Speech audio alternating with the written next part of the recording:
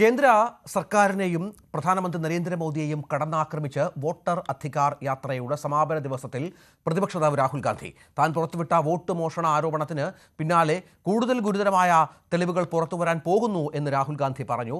BJP ഇപ്പോൾ കണ്ടത് atom ബോംബാണ്. ഇനി ഇതിലും പ്രഹരശേഷിയുള്ള ഹൈഡ്രജൻ ബോംബ് കാണുമെന്നാണ് മുന്നറിയിപ്പ്. അതിനുശേഷം പ്രധാനമന്ത്രി നരേന്ദ്രമോദിക്ക് രാജ്യത്തിന് മുന്നിൽ മുഖം കാണിക്കാൻ കഴിയില്ലെന്നും രാഹുൽ കൂട്ടിച്ചേർത്തു. बीजेपी के लोग अच्छी तरह सुन लीजिए भैया, एटम बम का नाम सुना आपने? सुना है एटम बम का नाम? उससे बड़ा क्या होता है? उससे बड़ा क्या होता है? एटम बम से बड़ा हाइड्रोजन बम होता है नहीं होता है? माधवपुरा में हमने एटम बम दिखाया था.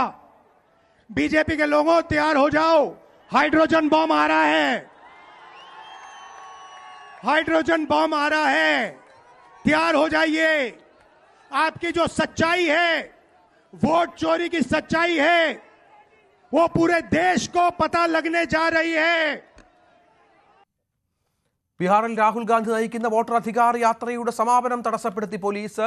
നിയന്ത്രിത മേഖലയെന്ന് ചൂണ്ടിക്കാട്ടി പട്ന ഡാക് ബംഗ്ലാവ് ക്രോസിംഗിൽ വെച്ചാണ് യാത്ര തടഞ്ഞത്. അജയ് സുധാ ബിജു ഏറ്റവും പുതിയ വിവരങ്ങളുമായി ചേരുകയാണ്. അജയ്, ഇപ്പോൾ വലിയ ശക്തമായ ഒരു തിരിച്ചുവരവിന് ഇന്ത്യയിൽ ശ്രമിക്കുന്നു, ഒപ്പം ബീഹാറിൽ ശ്രമിക്കുന്ന ഒരു സഖ്യം രാഹുൽ മുന്നിൽ നിന്ന് നയിക്കുകയാണ്. എങ്ങനെ വിലയിരുത്തണം ഈ വോട്ടർ അധികാർ യാത്രയെ, അതിൻ്റെ ഒരു വിജയത്തെ?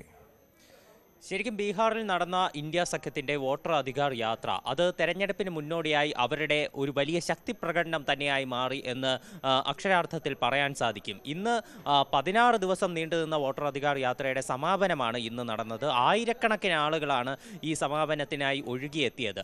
ഇത് ലോക്സഭാ പ്രതിപക്ഷ നേതാവ് രാഹുൽ ഗാന്ധി മാത്രമല്ല ഈ വോട്ടർ അധികാർ യാത്രയുടെ സമാപന ചടങ്ങിലുണ്ടായിരുന്നത്. ഇത് ബീഹാറിൻ്റെ പ്രതിപക്ഷ നേതാവായിട്ടുള്ള തേജസ്വി യാദവ്, അതുപോലെ തന്നെ കോൺഗ്രസ് അധ്യക്ഷൻ മല്ലികാർജുൻ ഖാർഗെ, പിന്നെ ജാർഖണ്ഡ് മുഖ്യമന്ത്രിയായിട്ടുള്ള ഹേമന്ത് സോറൻ പങ്കെടുത്തു. അതുപോലെ തൃണമൂൽ കോൺഗ്രസിൻ്റെ ഭാഗമായിട്ട് യൂസഫ് പഠാൻ തുടങ്ങിയിട്ടുള്ള പ്രമുഖ നേതാക്കൾ എല്ലാവരും ഈ മാർച്ചിൽ അണിനിരന്നിട്ടുണ്ട്. ഈ മാർച്ചിൽ വെച്ചാണ് ഇനി കൂടുതൽ വിവരങ്ങൾ ഈ വോട്ട് ചോരിയുമായി ബന്ധപ്പെട്ട് കേന്ദ്ര സർക്കാരിനെതിരെ കൂടുതൽ വിവരങ്ങൾ വെളിപ്പെടുത്താനുണ്ട് എന്നുള്ളതിൻ്റെ സൂചന രാഹുൽ ഗാന്ധി നൽകുന്നത്. ഇതിനു മുൻപ് കഴിഞ്ഞ ഓഗസ്റ്റിൽ വെളിപ്പെടുത്തിയിട്ടുള്ള ഈ വോട്ട് ചോരിയുമായി ബന്ധപ്പെട്ടിട്ടുള്ള ആരോപണങ്ങൾ അത് രാജ്യത്ത് തന്നെ വലിയ തരത്തിലുള്ള ഒരു തരംഗം സൃഷ്ടിച്ചിരുന്നു, ഒരുപാട് ചർച്ചകൾക്ക് വഴിവെച്ചിരുന്നു. അതിനുശേഷം തെരഞ്ഞെടുപ്പ് കമ്മീഷന് തന്നെ നേരിട്ട് ഇതിൻ്റെ വിശദീകരണം നൽകേണ്ട അവസ്ഥ വരെയുണ്ടായി. അപ്പോൾ ഇനി ഇതിലും കൂടുതൽ വെളിപ്പെടുത്തലുകൾ ഉണ്ട് എന്നുള്ള ഒരു സന്ദേശം തന്നെയാണ് രാഹുൽ നൽകുന്നത്. ഇന്ന് സമാപന സമ്മേളനത്തിൽ അദ്ദേഹം നടത്തിയ പ്രസംഗത്തിൽ അദ്ദേഹം പറഞ്ഞത്, BJP ആറ്റം ബോംബിനെ പറ്റി കേട്ടിട്ടുണ്ടോ? ആ ആറ്റം ബോംബാണ് ഞങ്ങൾ ഇതിനു മുൻപ് പൊട്ടിച്ചത്. അതിൽ നിങ്ങളുടെ കള്ളത്തരങ്ങളെല്ലാം പൊളിഞ്ഞു. ഇനി വരാനിരിക്കുന്നത് ഹൈഡ്രജൻ ബോംബാണ്. ഹൈഡ്രജൻ ബോംബ് ഞങ്ങൾ പൊട്ടിക്കുന്നതോടുകൂടി ഈ വോട്ട് ചോരിയുടെ വ്യാപ്തി അതെത്രമാത്രമാണെന്ന് ജനങ്ങൾ തിരിച്ചറിയും.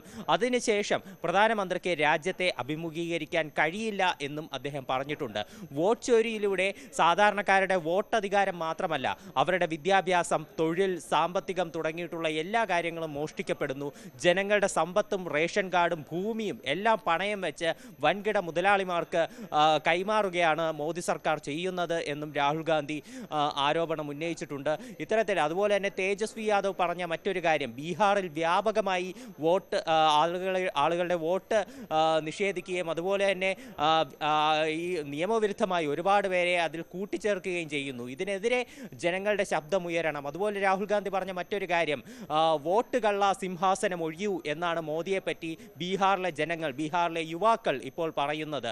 ഇത് ചൈനയിൽ വരെ ഇത് മുഴങ്ങി കേൾക്കുന്നുണ്ട് എന്ന് അദ്ദേഹം തമാശ രൂപേണ പറയുകയുണ്ടായിരുന്നു. ഈ ഒരു മാർച്ചിൽ അവസാനം ഒരു ചെറിയ കല്ലുകടിയായത് ഈ മാർച്ചിൻ്റെ യാത്ര അത് പോലീസ് ഇടയ്ക്ക് തടഞ്ഞിരുന്നു.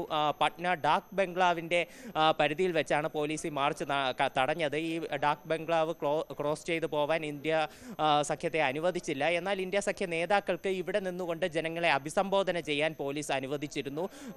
ഇവിടെ നിന്നുകൊണ്ടാണ് പിന്നെ രാഹുൽ ഗാന്ധി ഉൾപ്പെടെയുള്ള നേതാക്കൾ ജനങ്ങളെ അഭിസംബോധന ചെയ്തത്. ഇത് കടക്കാൻ പോലീസ് അനുവദിച്ചില്ല. പോലീസ് നിയന്ത്രണ മേഖലയാണ് എന്നാണ് പറഞ്ഞത്. ഗാന്ധി സേ അംബേദ്കർ മാർച്ച് എന്ന പേരിലാണ് ഇന്നത്തെ സമാപന ഈ ഒരു മാർച്ച് ഇന്ത്യ സഖ്യം സംഘടിപ്പിച്ചത്. എന്തായാലും മാർച്ച് പരിപൂർണ വിജയമായി ആയിരക്കണക്കിന് ആളുകളാണ് ഈ മാർച്ചിൽ പങ്കാളികളായത്. ശരി, അജയ് സുധാ ബിജുവാണ് വിവരങ്ങൾ പങ്കുവച്ചത്.